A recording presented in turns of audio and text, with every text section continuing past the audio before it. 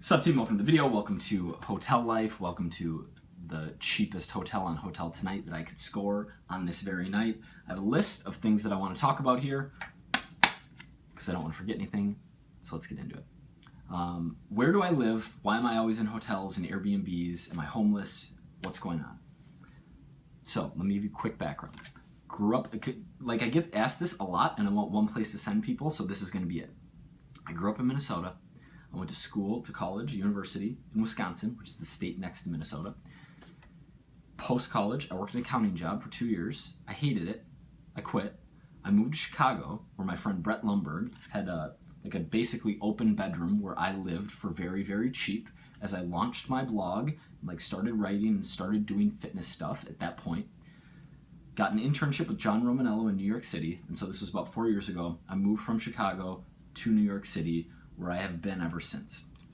However, there was a time this past fall where I wasn't sure what I wanted to do, thought maybe I wanted to move, wanted to at least bounce around and try a few different cities, hung out in Minnesota for a few months, mainly because I was helping my dad get jacked, which he accomplished and is continuing to accomplish without my help, just straight killing it, and tried some warmer cities because one, I like warm weather more than cold weather, and two, had this idea that avoiding state income tax by being somewhere like Nevada or Florida was a sexy idea, and then realized that saving a few bucks on your tax return doesn't outweigh where you are in how both of those contribute to your life.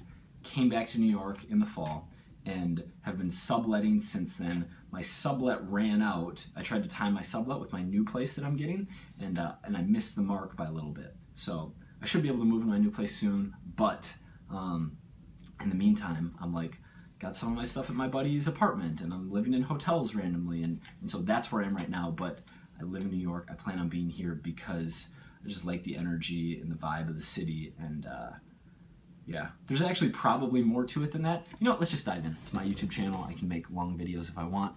I think there is real merit to making a change in who you are and how you act, and changing yourself for the better during times of transition. And here's what I mean by that. If you ever moved schools when you were younger, it was it sucked, but it was a fresh start. You could be whoever you wanted to be. I remember switching elementary schools. It's K through 5. It was K through 4 for me. But after second grade, I switched to a new elementary school. And I remember that being that opportunity. When you go to college, you're done with your high school buddies or make new friends, new atmosphere. That's a time. I remember when I got a new job at the Edina Pool, which is the neighboring suburb to where I grew up, but I didn't know any of my coworkers. So it was I can be whoever I want to be. These people don't have assumptions about me. I can literally start fresh here. And New York did that for me. That was a big transition time for me. And coming here and living with my buddy Dean and not really knowing anyone else and grinding my way up with Roman, it was a big shift, probably the biggest shift in how I act and how I feel about myself. And a lot of that is tied to the city.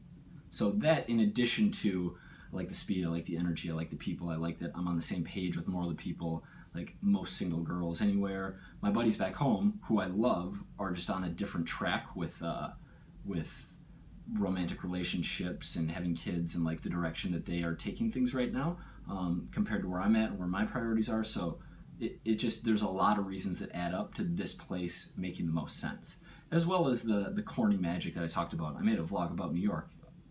When I fly in the city and when I land, I feel yep, this just feels right. Driving over the hill from JFK and you can see the building. It's yep, this makes sense. This is it. This is home. This is where I feel good. They won't all take that long. Running updates. I was going to run every single night for 30 days. I ran every night for 10 days. And on the 7th, 8th, 9th, 10th day, I progressively got worse and worse pain in both of my knees, and subsequently started walking instead of running for the mental gains. And my knees still hurt. So I'm not interested in becoming a runner. I wanted to do it for the mental upside, also a little bit of the conditioning that will help with boxing, but There's so many low and zero impact activities that you can do to increase work capacity. So running doesn't have to be one of them, but I'm not going to beat myself into the ground for a 30-day challenge I made up for myself. When like literally at one point it was probably like 7.5, 8 out of 10 pain in both knees. I was like, all right, this is stupid. So I'm not a runner.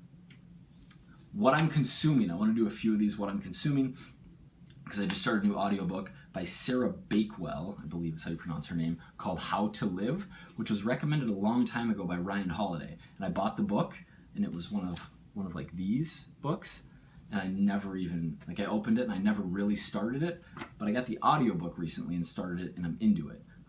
It's like a collection of essays answering the question how to live. So there's 20 chapters. Every chapter is a different answer to the question, and it's written by a smart dude in the 1500s, like philosopher type guy. I actually don't know much about that guy, but then it was compiled, his thoughts and essays compiled by this woman, Sarah Bakewell. What am I consuming? Part 2, this stuff. Hotel life. Honestly, there's like more than my daily allowance of vitamin C, even though when I feel like I'm getting sick, I'll go super dose vitamin C, so 1 gram supplement 2 to 3 times a day with lots of water.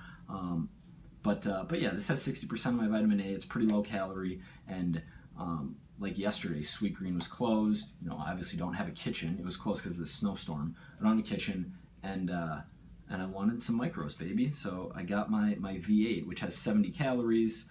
It's got some potassium. It also has a lot of sodium. Yeah, there's just like some carbs, a little tiny bit of fiber.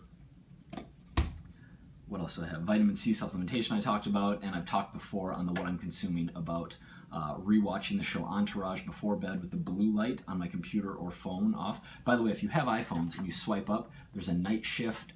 Thank you to whoever, I don't remember, but one of you guys told me about this, which turns off the blue light, so watching it before bed, anything like Seinfeld works. I like something that has me laughing and just has me not thinking about anything else and not stressing about anything. Helps me fall asleep, so I've been consuming that as well. That's it. We're gonna wrap the video here. Thank you very much for watching. Please hit the like button. 106 daily uploads. We're going, guys. We're going. I'll see you tomorrow.